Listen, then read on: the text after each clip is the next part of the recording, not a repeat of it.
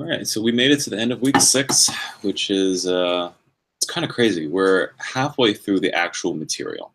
The first half of the material was meant mostly as like everything that we've done so far is kind of like building blocks up to today. As we kind of get into next week and as we get into Rails and React and things like that, you're going to see everything that we've learned so far finally take shape in the form of I can make websites that do something. Now, you're going to be disappointed you're not making Twitter today. You're not making anything fancy today. Again, this is just building blocks, but we have about 6 weeks, and the next 6 weeks, we're all building stuff, which is really exciting. We're going to start off by talking about a framework called Sinatra. Not Frank Sinatra. I'm sure that, actually, they know me well enough to the point where they know that I'm talking about Code Sinatra and not Frank Sinatra. So Sinatra is a Ruby library. It's also a framework that is used to make very, very simple websites.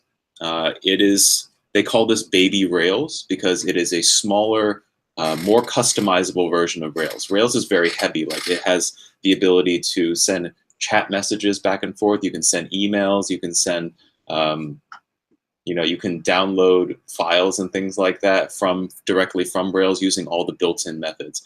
That might be too heavy for some people because there's a lot of configuration that goes in the background. Sinatra is very, very lightweight and a good place for us to start. Now, Ruby is the language, and Sinatra is the framework or the library.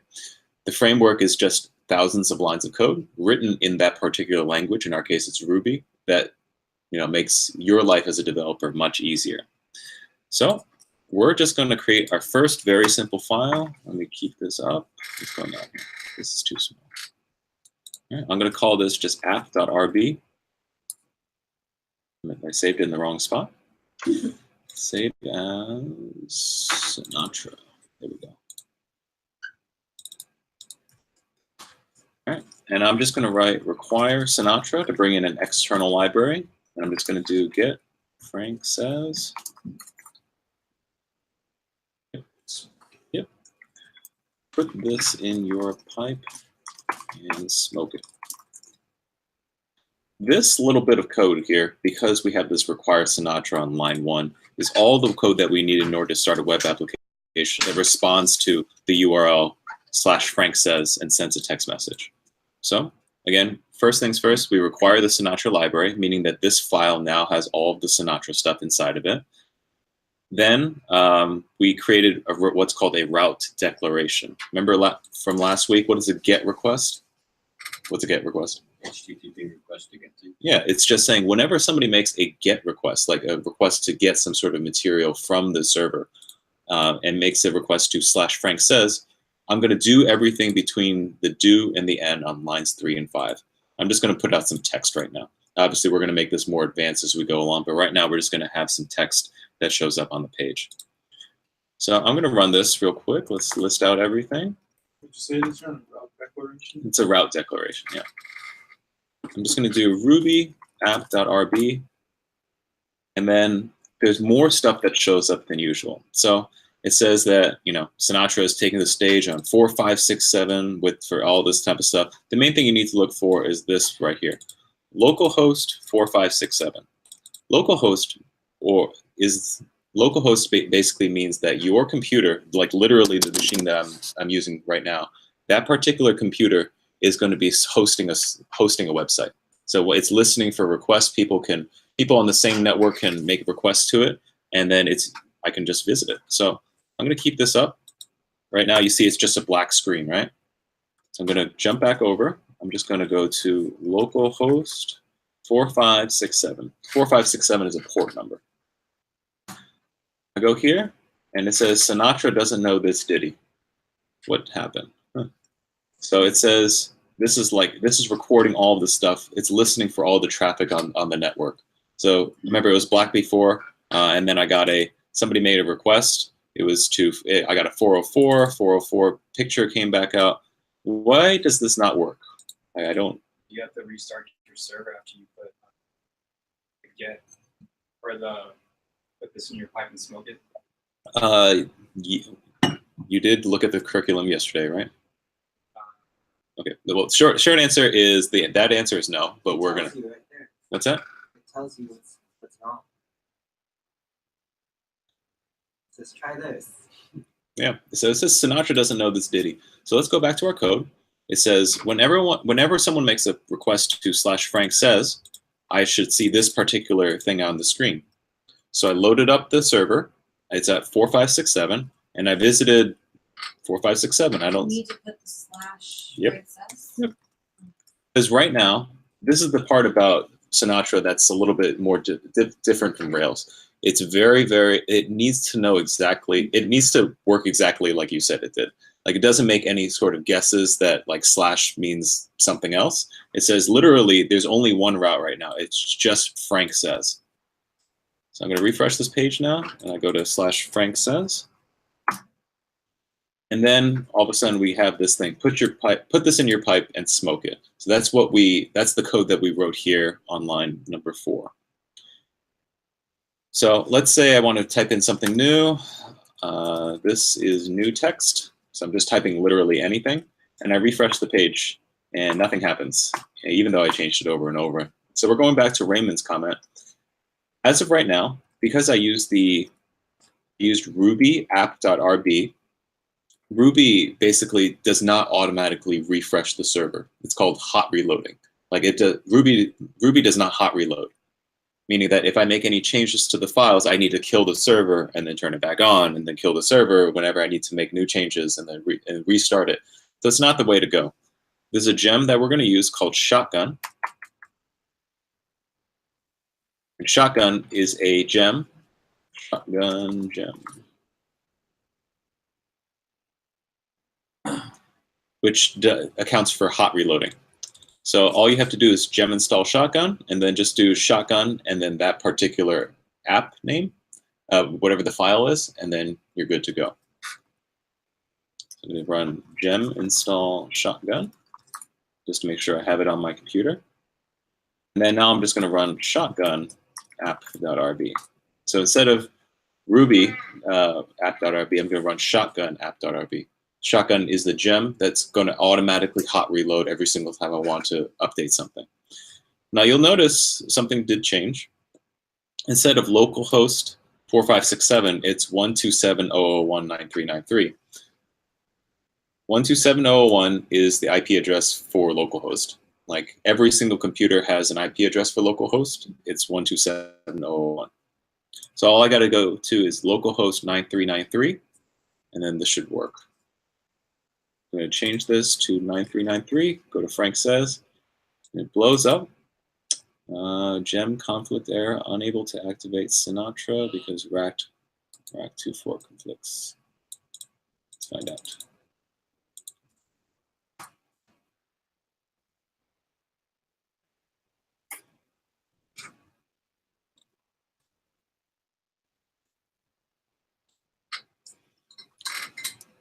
I haven't dealt with this one before.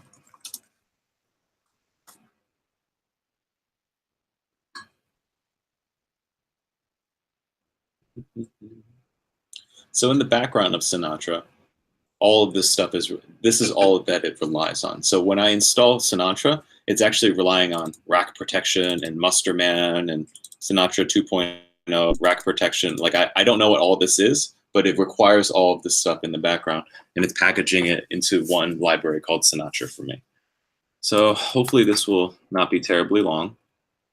But in the end, when we use the gem Shotgun to run things, it's automatically going to hot reload. So if I update anything inside of here, then it will automatically update on the server when I refresh the page. Will that work for other frameworks like Jekyll? Or? Each one has a little something different. So for Rails, like you don't need to do so for Sinatra, you get to choose either Ruby or Shotgun, or I think it's like Rewind or something like that. There's all these different gems, and with Rails, they've all agreed what we're going to use is something called Puma, and Puma will automatically hot reload. And I don't even need to type in Puma and like some sort of file name. I just go like Rails server, and then it just keeps everything running for me. So it'll automatically hot reload everything that I need. This is taking forever. So this is just to get around the problem of having to refresh the server. Like Yep. If we didn't want to do any of this, we could just refresh the server. Yeah, we could just kill it and then do it over and over again. blow up Interfere on. with real hosting, you can't. Yeah. You can't shut it down and then turn it on every time that you make a change. That's not going to work out terribly well for your customers and things like that. So before you saw that I changed some text, and when I changed some text, I needed to stop the server and restart it. Now I'm just going to do refresh here, and I can refresh it, and then it automatically updates. So I got this hot reloading inside of here. Mm-hmm. The server lets you know that you changed anything. Nope. The server, all the server is in charge of is just recording all of the stuff that came in. So these are all the requests that came in so far. So one was at 9:43, one was at 9:44. This was the particular thing that happened. I made a GET request / Frank says using the protocol HTTP 1.1. And then this looks like it was a 200 status code that came back, 200 meaning everything is good to go. So this, like your computer is literally just a server right now, just listening for requests and responses. We're listening for requests and giving responses. So I feel like this is rendering in like an HTML equivalent, but is that just part of the, I don't know, like what makes it know that? Is that Sinatra? So the question was, what, like it's still rendering out in like an HTML way because it's showing up on the page. Mm-hmm. Your browser has built-in HTML. So if it just has plain text, it's going to make it, this is a paragraph HTML tag. So it's automatically just going to put that in there. But soon we're going to be writing, in about 20 minutes, we're going to be writing like actual HTML and rendering that on the page. Do you put that in the same file? I'll show you in 20 minutes. All right, so before, like right now, we're just returning static strings like this. Like this is not very useful, but we can do much more within the bodies of our routes. For example, let me just grab some code and just dump it in here. And again, you'll notice that the code that I'm typing here is just code directly from your curriculum. So there's nothing new about this. One, I'm requiring the Sinatra library. I'm bringing Sinatra, the entire library, into this particular file. Two, I'm requiring the date library. I'm bringing all of that inside of here, this capital D date. So whenever anyone makes a GET request to /tomorrow, I'm going to create a variable inside of here, which says tomorrow's date equals date.today plus 1. So today's date plus 1. And then you're going to return out to the screen tomorrow is whatever tomorrow's date is. So let's refresh this. And this is broken. It's not Frank says. I think I changed it to /tomorrow.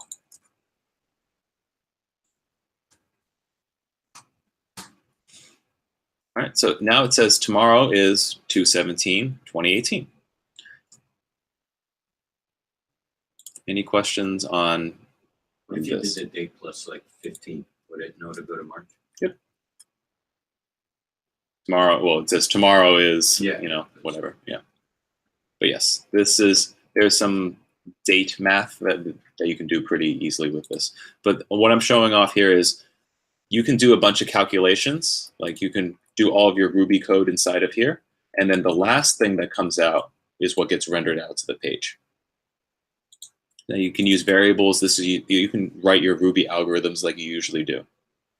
So you like this any string or variable at the Very end. Yep. The thing at the very end is the one that's going to show up. Now the GET on line 4, could that also be any of those other like requests, like post or update? Yep. Okay. We'll get to that right now. So let's say let's remember that HTTP requests are stateless. So what that means by default is that our web requests are completely isolated from one another, and all the work we do is thrown away between requests. So let's say we have this GET tomorrow, and we have another one that says GET the day after tomorrow. Now we've been told that if we use instance variables like this, that we can use those once we declare it one time and we use it one time, we can use it within the class anywhere. That does not apply for HTTP requests because HTTP requests are stateless. Stateless meaning that every time that I talk to you is like the first time I've ever talked to you. And they do this mostly for security reasons. So if I do GET /tomorrow and I do tomorrow's date as an instance variable, and it's today's date plus 1, and tomorrow's at tomorrow's date. Let's just see if this works. So it says tomorrow is 2/17/2018. All right, so I visited / tomorrow. So technically, I've created this instance variable. So if I go to day after tomorrow, I should be able to calculate this. So I make a GET request to day after tomorrow. Hopefully, it'll come into my code right here. Day after equals at tomorrow's date, which I've already declared because I visited this plus 1, and the day after tomorrow is the day after. So if I enter this right here, I expect to see tomorrow is 2018/2/18. But instead, it blows up. And this is what I'm saying, like the web is stateless. So all of our requests, all the data that we do, like all the variables that we declare between one GET request and another GET request gets completely wiped away during each individual one. And you could declare an instance variable without initializing a class object. Yep, you can create an instance variable anywhere. So it's kind of like you don't always need to put it in the initialize. You can put it in other methods as well. So let's do this. So instead of doing that, we'll just change a few things.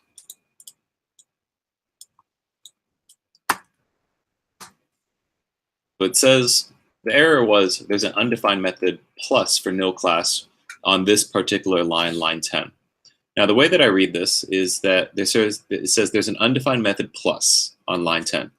So I find line 10, which used to be this, and there was a plus right here. And it says you can't do plus to a nil class. So that tells me that tomorrow's date is a nil class, which means that, like I said, it doesn't exist because all the variables that you create between different GET methods like this will get wiped away during each call. So I just added a line. Tomorrow's date equals date today plus 1. The day after is going to be at tomorrow's date, which I've declared within the same block plus 1. So the day after tomorrow is going to be, I think it's 2/18, if I'm not mistaken. So if I enter this now, it should say the day after tomorrow is 2/18/2018. That's what we have here. The day after tomorrow is 2018/2/18. What do you notice right away about the block at line 4 and the block at line 9? They're the same? Well, I mean, they're not the same, but what is, you said it looks like there's similar code in each one. Which one is similar? Tomorrow's date equals date. Yeah. Today. So the first thing that I look for, and it's really interesting now that I'm working at DRW in the afternoons, like I'm seeing things like it's what's called code smells. Like I've been writing enough code long enough to know that there's code smells. It's kind of like when let's say you work with chicken every single day, right? You work with chicken 8 hours a day. When someone gives you chicken, you know right away, is this chicken bad? Like how long has this been? Is this previously frozen chicken or something like that? And similarly, when you write code for a long enough period of time, you develop something called code smells. Like, so when I read this, and it's interesting, like I was saying, I'm working at DRW and I'm watching Deja's code, who is in Delta Platoon. Like when I see it, I was like you can kind of, she's starting to pick up on these code smells as well. So when I'm writing code and it's not looking too good, she's like, I think something's wrong here, but I don't know what it is. So it's really interesting to see. And I hope that you all are able to build that kind of code smell like detector as well. The idea behind code is you want to not repeat yourself as much as possible. So lines 5 and 12, I highlighted the first one. I just pressed Command D, which is a Sublime shortcut, and I see that I have the exact same line of code. That's already a code smell because I don't want to duplicate any lines of code. So my Sinatra solution is going to be, maybe I'll create a tomorrow's date method. I'm just going to grab this in here.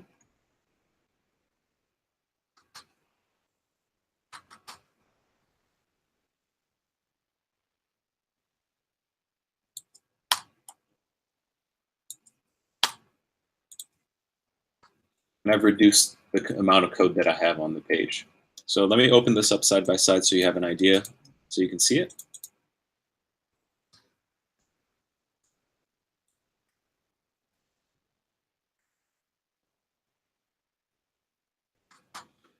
These two things on the left and right do the exact same thing.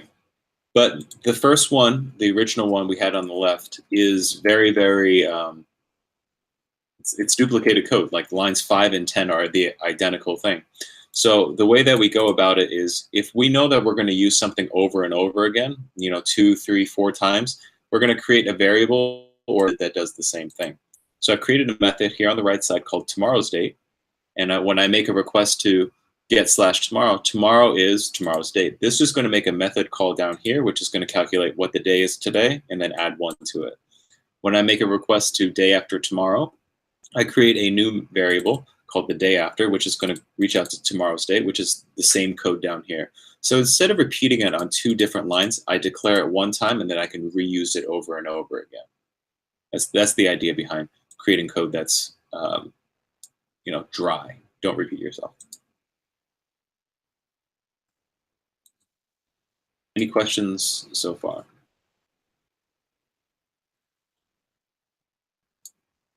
We want to just see if this works, just to verify.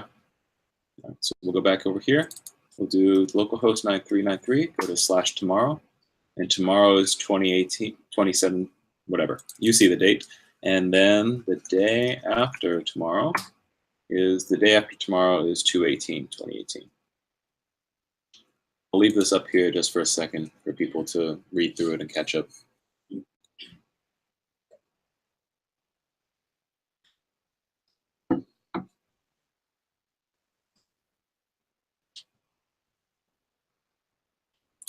All right.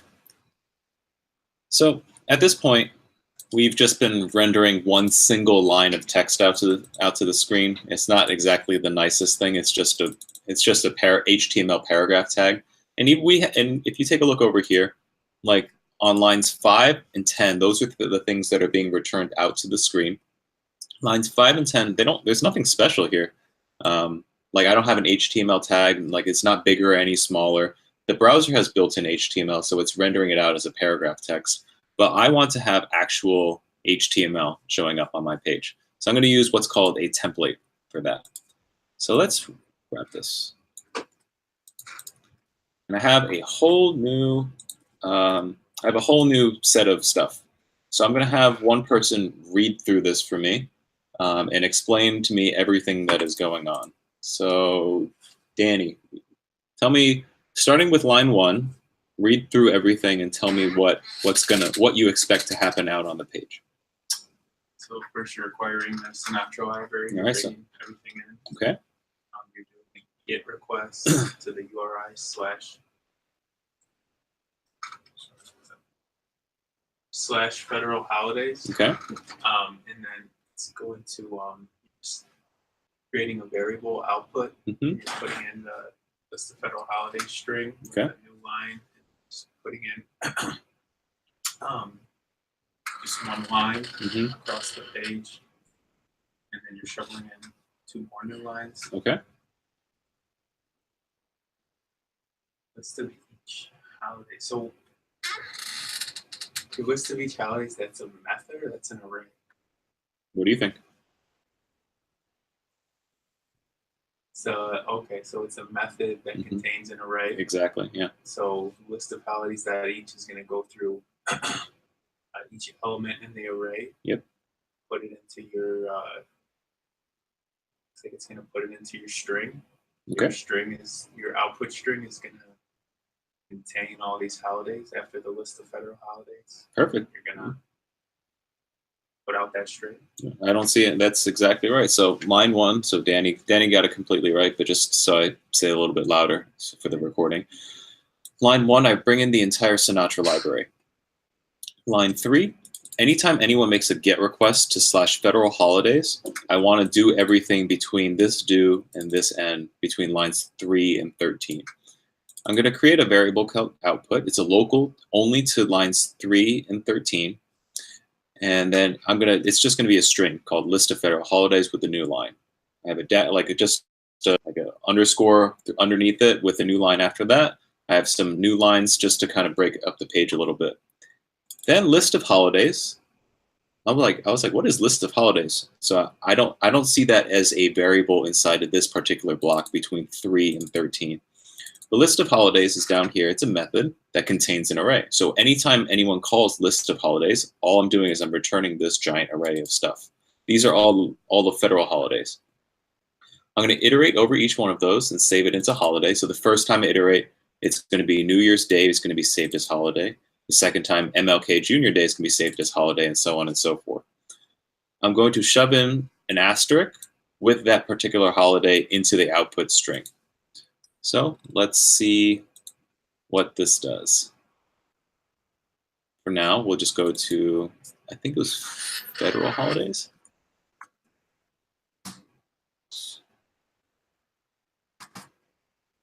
All right, as of right now, it looks a little something like this. It's just a string, but it's not showing up nicely at all. I'm not a big fan of this.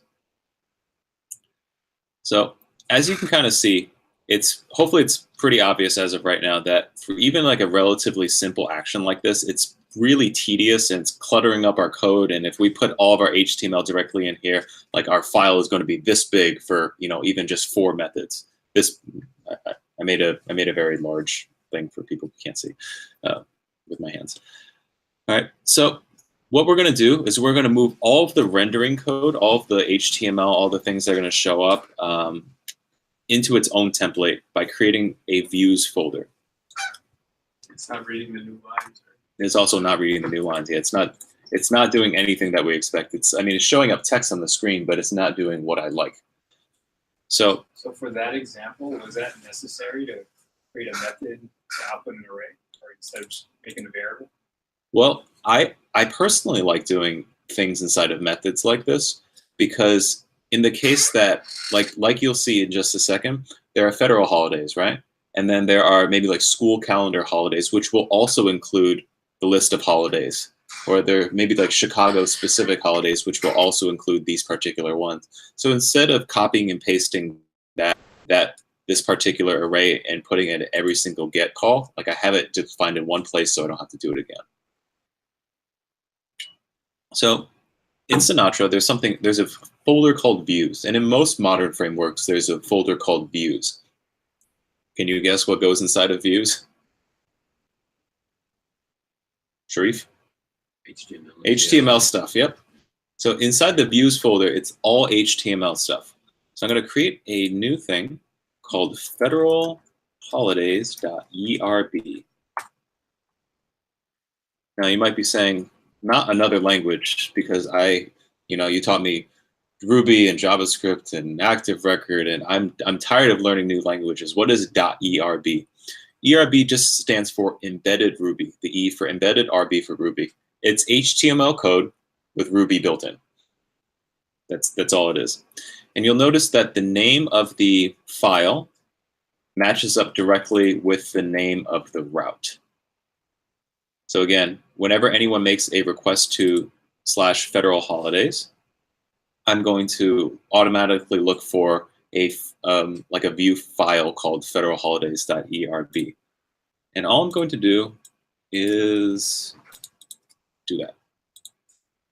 So this is just some HTML code with some Ruby code built in.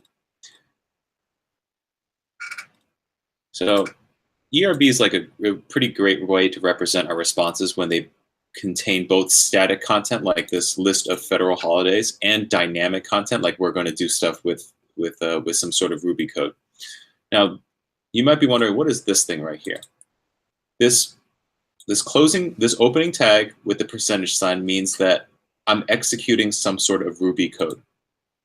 And then this percentage sign with the equals is I'm going to be interpolating some Ruby code. So this is the same thing as just doing holidays, each do holiday. I'm going to put a holiday.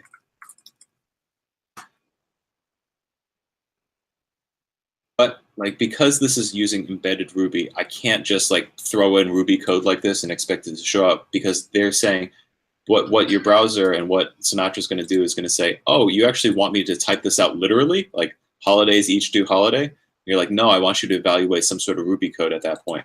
So each line is just going to start with an opening tag with a percentage and a closing tag and a percentage at the end. All I'm doing is I'm just adding those two tags at the very end to say, this is Ruby code that's being executed. Now on line 5 here, I'm going to do the same thing, but when I want to interpolate something onto the screen, I'm going to just throw an equal sign on there. And then this end right here, it's saying, oh, do you want me to type the word end? No, I want you to actually write the Ruby code that goes along with it. So again, all I'm doing is doing an opening and closing tag with a percentage sign, and then I can run Ruby code inside of it.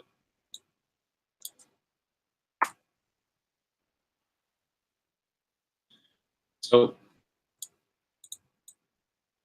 let's get rid of this. All right. So whenever anyone makes, let me fix some of the spacing, I don't like this.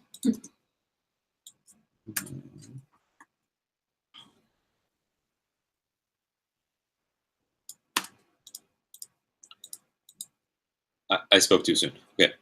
Whenever inside of Rails, it's whatever route you go to is going to match up with the template name.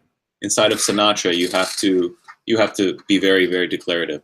So it says, whenever anyone makes a request to /federal holidays, I want you to load this particular template called federal holidays.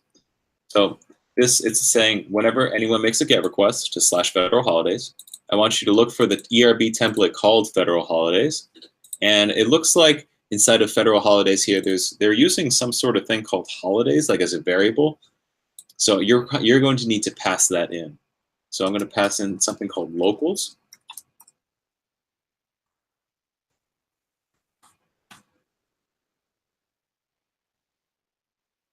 So let's review one more time. Require Sinatra, bringing the entire Sinatra library in. 2, anytime anyone makes a GET request to /federal holidays, I want you to load the ERB file called federal holidays. Federal holidays, remember all your views go inside of this particular views folder on the left. Now, if I look inside this template called federal holidays, and I didn't have this particular line of code here, it says that it requires something called holidays, like a variable called holidays. But according to this block, like there's no such thing called holidays. So this would blow up. So what I'm going to do is I'm going to pass in locals. Local means like local variables. I'm saying, so inside the ERB template called federal holidays, this file right here, I'm going to need some local variables, and those particular ones, as of right now, I only have one, but I could add any number of key value pairs. I'm going to pass in holidays, and the value of that is going to be this particular list of holidays. So let's just refresh the page here and see what we get. All right, it looks completely identical, but it's a little bit cleaner. So instead of having, I think it looked like this before, right? Like there's a lot of code inside of here, and it was very, very cluttered on this one particular page. I've moved everything to the right side, and I'm now left with this. This is a little bit easier than this over here. And we're following this idea of single responsibility code. Single responsibility code is important because every single thing should do one thing. Like every piece of code should do one thing. Similarly, like I don't know how to fix cars, so I take it to my mechanic. That person knows how to fix a car. I don't know how to, I know how to paint a wall, but I'm not good at it, right? So I'm going to hire a painter. I don't know how to make shoes, so I'm going to go to Foot Locker and buy shoes. Like everybody is good at one thing. So you want to like go to that kind of specialist. This particular thing says like this file knows how to handle views and how to render text out onto the page. So let's just keep it separate like that. And the bottom part of line 4, that's what connects your holidays to that list of holidays. So the bottom part of line 4, this thing? Yes. Because or else, like, how would holidays know that it's coming from the list of holidays? Sure. So again, line 4, and then we'll take a break. Line 4, the ERB, it's saying whenever anyone makes a request to /federal holidays, I want you to load the file called federal holidays. Fair? Like we're all good on that one? Yes. Let me.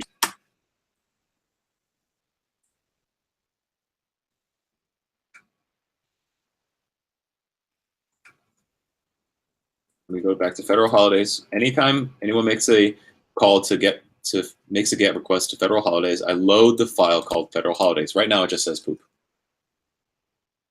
Poop. Okay. So that part I think most people are okay with. Now this is the code that we have right now. When I run this, it says holidays each do holiday. Well, you're not telling me what it is. You're not telling me what holidays is. So when I refresh this page, it's going to give me an error code saying like, I don't know what holidays is. You told me that there was some Ruby code being executed on the page with the variable called holidays, but I don't know what that is. So that's where this particular bit of code comes into play. So what this is a list of local variables that you're going to need inside of this particular view. So locals, I'm going to pass in, like, this is one of the variables I may need. Holidays. The value of holidays is going to be list of holidays. So there's a key called holidays. That's what's going to show up over here. And the value of it is whatever you want. So if in the embedded Ruby file, instead of just calling it holidays, if we called it list of holidays, it would have ran. Find out. The question was, can't we just say like list of holidays? And since it's already defined here, can I use it here? Let's find out. When I refresh the page, it's still going to, oh, wow, what the heck? You didn't take it out from the other. I mean, like if I just do that?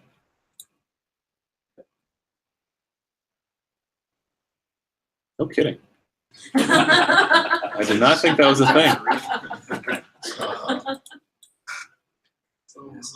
Okay, that's a new thing. I did not know that was a thing. Thanks for ruining his lecture, Sharif. Thanks for ruining my lecture. All right, let's take a break, and we'll be back. And we'll be back in 10 minutes. So